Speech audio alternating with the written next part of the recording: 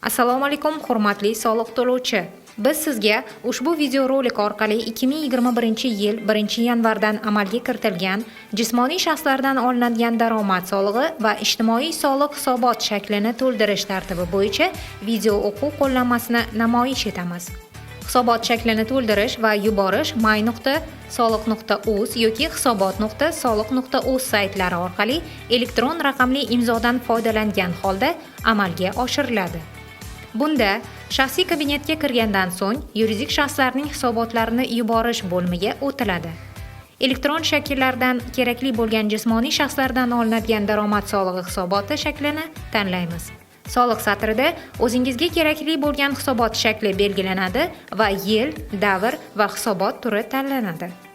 Hisobotni to'ldirishda xatoliklarga yo'l qo'ymaslik maqsadida har bir jismoniy shaxs kesimida hisoblangan daromadlar to'g'risida 5, 6, 7 ilovalardan boshlash tavsiya etiladi. Mazkur ma'lumotnomani to'ldirish uchun ekraningizdan shablonni yuklab olish tugmasi bosiladi va shablon yuklab olinadi. 5-ilovada mehnatga haq to'lash tarzidagi daromadlar olgan jismoniy shaxslar to'g'risidagi ma'lumotlar to'ldiriladi. Ushbu ma'lumotnomani to'ldirishda jismoniy shaxsning familiyasi, ismi, sharifi, lavozimi, soliq to'lovchining identifikatsion raqami, jismoniy shaxsning shaxsiy identifikatsion raqami, hisobot davrida xodimning holati, agar ishlab kelayotgan bo'lsa 1 raqami qo'yiladi, agar mehnat shartnomasi bekor qilingan bo'lsa 2 raqami qo'yiladi. Shartnoma turi, mehnat shartnomasi asosiy bo'lsa 1 raqami, mehnat shartnomasi o'rindosh bo'lsa 2 raqami, fuqarolik huquqiy tusdagi bo'lsa 3 raqami, qurilish korxonalari tomonidan shartnoma tuzmasdan yollangan bo'lsa 4 raqami mos ravishda qo'yiladi. Ish vaqti belgilangan stavkadan kelib chiqib 0.125, 0.5, 1 va hokazo raqamlar qo'yiladi. Jami hisoblangan mehnatga haq to'lash tarzidagi daromadlar, hisobot davrida hisoblangan daromadlar, jami hisoblangan soliq summasi, hisobot davrida hisoblangan summasi ko'rsatilishi lozim. Ma'lumotnomaning 9 va 11 ustunlari yil boshidan o'sib boruvchi tartibda to'ldirilishi lozim. 6-ilovada mulkiy, moddiy naf va boshqa daromadlar olgan jismoniy shaxslar to'g'risidagi ma'lumotlar to'ldiriladi. Ushbu ma'lumotnomani to'ldirishda jismoniy shaxsning familiyasi, ismi, sharifi, soliq to'lovchining identifikatsion raqami, jami hisoblangan daromadlar, hisobot davrida hisoblangan daromadlar, daromad turlari, ya'ni mulkiy bo'lsa 1, moddiy bo'lsa 2 va boshqa daromadlarga 3 raqami qo'yilib, jami hisoblangan soliq summasi va hisobot davrida hisoblangan soliq summasi ko'rsatilishi lozim. Agar jismoniy shaxsning yozma arizasiga asosan moddiy naf tarzidagi daromadlardan hisobot oyida daromad solig'i ushlab qolinmagan bo'lsa, 8-ustunga 0 raqami qo'yilishi shart. 7-ilova qurilish ishlarini bajargan soliq to'lovchilar tomonidan o'sib boruvchi yakun bilan soliq davri uchun bajarilgan qurilish ishlari bo'yicha ish haqi hisoblanishi yuzasidan ma'lumotlar kiritilgan holda to'ldiriladi. Ilovaning 1-ustuni va 3-8-ustunlari bosh pudrat tashkilotchi tomonidan har bir qurilish obyekti bo'yicha alohida tuzilgan loyiha smeta hujjatiga asosan to'ldiriladi. Yordamchi pudratchilar mazkur ustunlarni to'ldirmaydi. Ushbu ma'lumotnomani to'ldirishda obyekt haqida umumiy ma'lumot, ya'ni qurilish obyektini boshlanish sanasi, qurilish obyektini tugash sanasi, obyektning qiymati, qo'shilgan qiymat solig'isiz, loyiha smeta hujjatlariga asosan ish haqi fondi, ijtimoiy soliqdan tashqari smetaga muvofiq obyektda qurilish ishlarini bajarishda sarflanadigan ish kuchi, kishi soat, 6 kunlik ish haftasiga o'rtacha oylik ish vaqtining fondi ko'rsatilishi lozim. Ilovaning 9-11 ustunlari bosh pudrat va yordamchi pudrat bo'lgan yuridik shaxslar tomonidan har bir qurilish obyekti bo'yicha alohida jami soliq davrida haqiqatda bajarilgan qurilish ishlari asosida to'ldiriladi. Bu ustunlarda soliq davrida obyekt bo'yicha amalda bajarilgan qurilish ishlari bo'yicha bajarilgan ishlar hajmi qiymati, qo'shilgan qiymat solig'isiz, sarflangan ish haqi fondi, ijtimoiy soliqdan tashqari sarflangan ish kuchi, kishi soat ko'rsatilishi lozim. Ilovaning 12-14 ustunlari bosh pudrat tashkiloti tomonidan har bir qurilish obyekti bo'yicha o'z kuchi bilan soliq davrida haqiqatda bajarilgan qurilish ishlari asosida to'ldiriladi. Yordamchi pudratchilar mazkur ustunlarni to'ldirmaydi. Shunda soliq davrida o'z kuchi bilan obyekt bo'yicha amalda bajarilgan qurilish ishlari bo'yicha bajarilgan ishlar hajmi qiymati, sarflangan ish haqi fondi, ijtimoiy soliqdan tashqari sarflangan ish kuchi, kishi soat ko'rsatilishi lozim. Bundan tashqari ilovaning 15-19 ustunlari Bosh pudrat tashkiloti tomonidan har bir qurilish obyekti bo'yicha tuzilgan shartnomalarga asosan yordamchi pudratchilarning soliq davrida haqiqatda bajarilgan qurilish ishlari asosida to'ldirilib, yordamchi pudratchilar mazkur ustunlarni to'ldirmaydi.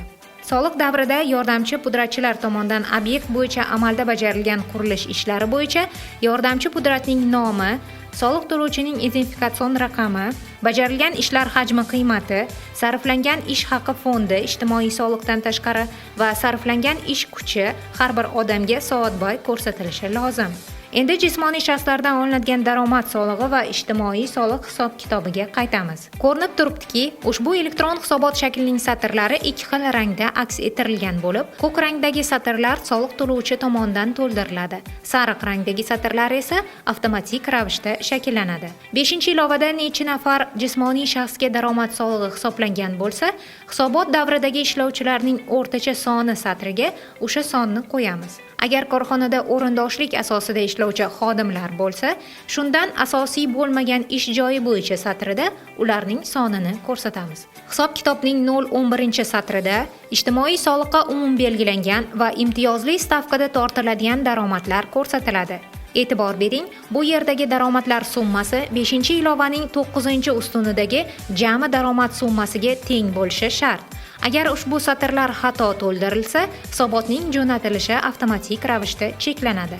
Hisob-kitobning 0-10-satrida hisobot davrida hisoblangan mehnatga haq to'lash tarzidagi daromadlar ko'rsatiladi.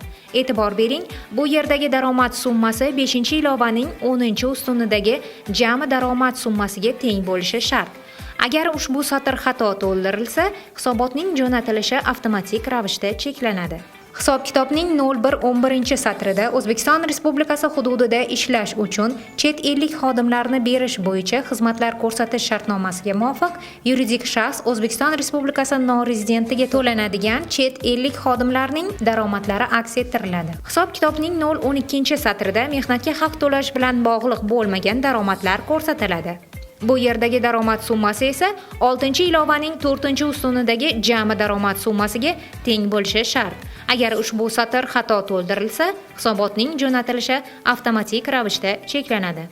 Hisob-kitobning 0-21-satrida jismoniy shaxsning arizasiga asosan daromad solig'i ushlab qolinmagan moddiy naf tarzidagi daromadlar summasi ko'rsatiladi. Hisob-kitobning 0-50-satrida ijtimoiy soliq, jismoniy shaxslardan olinadigan daromad solig'i va shaxsiy jamg'arib boriladigan pensiya hisobvaraqaga badallar stavkasi ko'rsatiladi.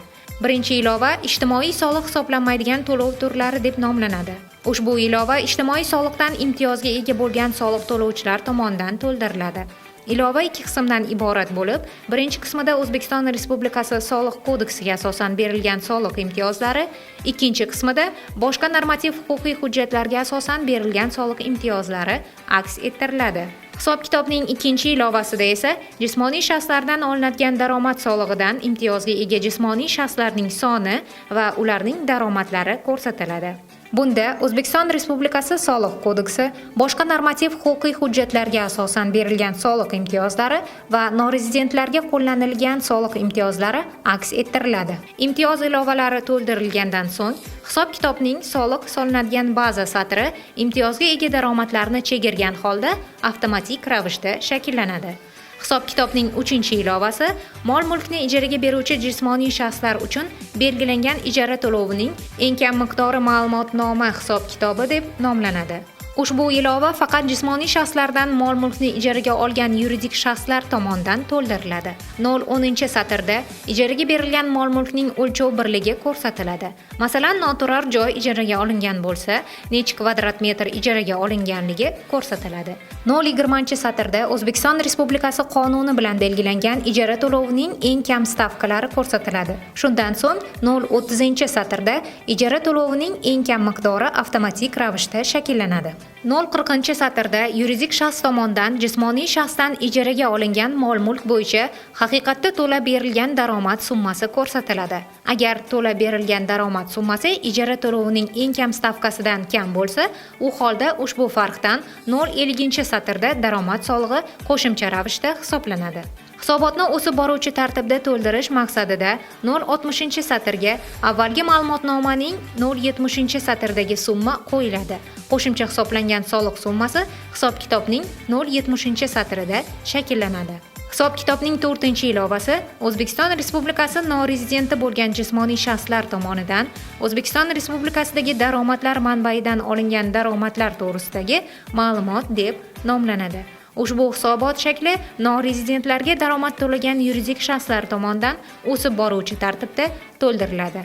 Daromad summasi va soliq stavkasi satrlari to'ldirilgandan so'ng, to'lanishi lozim bo'lgan soliq summasi avtomatik ravishda shakllanib, hisob-kitobning 013-satriga boradi. 061-satr O'zbekiston Respublikasining yuridik shaxslari bo'lgan, xodimlari 25 nafardan ortiq bo'lgan alohida bo'linmalariga va yoki filiallariga ega soliq agentlari tomonidan to'ldiriladi. Bundan yirik korxonalar mustasno. Hisob-kitobning barcha ilovalari to'ldirilgandan so'ng, soliq to'lovchining shaxsiy kartochkasiga boradigan ijtimoiy soliq, jismoniy shaxslardan olinadigan daromad solig'i va shaxsiy jamg'arib boriladigan pensiya hisob varaqalariga badallar summalari 090-satrda avtomatik ravishda shakllanadi. So'ngra 5 va 6 ilovalar hisob-kitobga biriktiriladi va saqlash yoki jo'natish tugmachalari orqali hisobot saqlanadi yoki jo'natiladi. Bundan tashqari, jurnal bo'lmida hisobotlarni jo'natilganligi, Davlat soliq inspeksiyasi tomonidan rad etilganligi, qabul qilinganligi, xatolik mavjud holatlarini kerakli tugmani bosgan holda ko'rishingiz mumkin. E'tiboringiz uchun rahmat.